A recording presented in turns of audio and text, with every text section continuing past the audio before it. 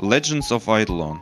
Я даже точно не могу сказать, в какой жанр конкретно можно определить игру. Но скорее всего это что-то типа двухмерной ММО AFK RPG. И да, название этого жанра я только что сам придумал. В этой игре вас сходу отправят в некий пролог, в обучение. Здесь вы ознакомитесь с основными механиками и в веселой манере ведут сюжетную линию. Разработчик большой акцент сделал на юморную составляющую в диалогах, но из-за того, что здесь нет русской локализации, к сожалению, не все смогут это оценить. Кстати, разработчик Lava Flame 2 делает игру в одиночку. Он сам геймер и стремится к тому, чтобы как раз обычным геймерам игра подошла больше всего. Он старательно трудится над своим детищем и регулярно выкатывает новые обновления.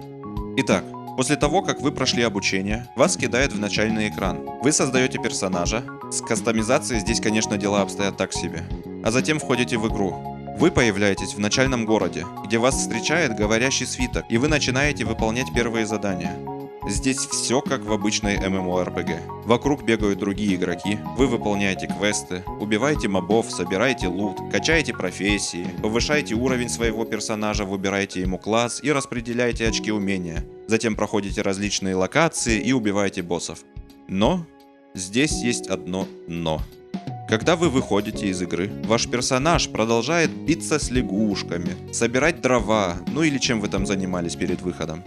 На этой фиче построена основная часть игры, так как гринда очень много, и поставить перса к дереву, просто выйти из игры и заниматься другими делами намного проще. Но чтобы удержать игроков в игре, разработчик придумал хитрую уловку. На определенных уровнях вы можете создать себе дополнительных персонажей. В принципе, они ничем не отличаются от первого, но у всех персов общий склад, и таким образом можно разных персонажей отправить фармить разные ресы, чтобы потом общими усилиями прокачать главного персонажа. И из-за этой механики у вас всегда есть чем заняться. Выполнил квест на первом персонаже, поставил его убивать слаймов, и переходишь на второго. Там собрал руду, поставил ее плавиться в печь, скрафтил какие-нибудь шмотки и поставил его обратно майнить. Переходишь на третьего персонажа, который собрал тебе кучу дров, и занимаешься примерно тем же самым. Пока по всем персам прошелся, пройдет уже около часа, и можно вернуться к первому. У меня на данный момент уже 4 персонажа, и скоро открою 5-го. Бывало, что засел, и 2-3 часа пролетели очень незаметно. По классам вот что хочется выделить. Вы начинаете играть за новичка. После 10 уровня вы можете выбрать себе класс – воин, лучник или маг.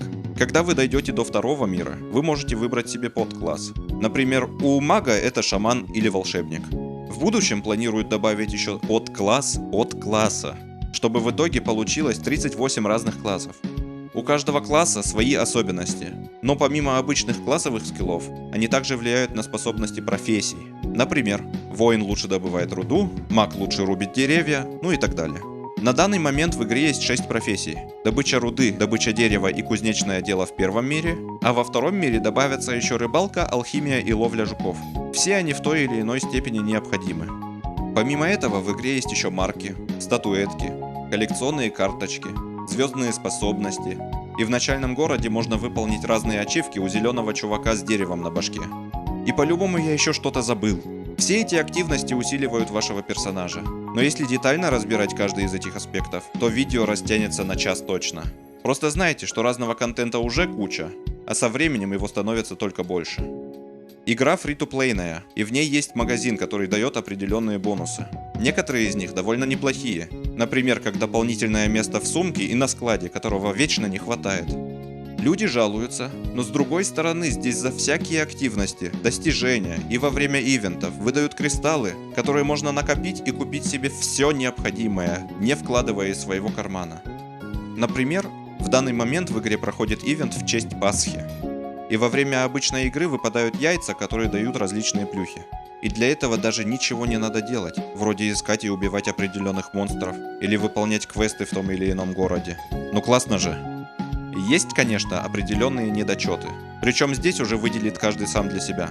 Я бы, например, улучшил кастомизацию персонажа и изменил бы некоторые моменты в управлении и интерфейсе игры. Также я бы добавил больше взаимодействия с другими игроками. ММО составляющая пока немного хромает. Не хватает подбора рейдов и PvP, например. И обязательно нужна локализация на разные языки. Но как я уже говорил, разработчик постоянно работает над игрой, и возможно подобные исправления уже в работе. В целом, мне игра понравилась. Арты, музыка, диалоги и геймплей необычные, но довольно приятные. Некоторые игроки уже оставили огромное количество часов в этой игре. Думаю, что она многим может зайти. Я лично желаю игре успехов и развития. Будет интересно посмотреть на нее через годик и сравнить состояние игры и количество игроков.